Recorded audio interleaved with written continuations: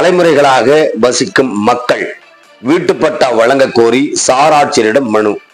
ஓசூர் அருகே பத்தனப்பள்ளியில் முஸ்லிம் காலனி பகுதியில் 150க்கும் மேற்பட்ட குடும்பத்தினர் வீடுகள் கட்டி 3 தலைமுறைகளாக வாழ்ந்து வருகின்றனர். அவர்களுக்கு ஆதார் கார்டு, மின்சார வசதி, வாக்காளர் அடையாள அட்டை, வரி விதிப்பு ஆகியவை உள்ளது. ஆனால் இதுவரை அரசின் சார்பில் யாருக்கும் பட்டாக்கள் வழங்கப்படவில்லை.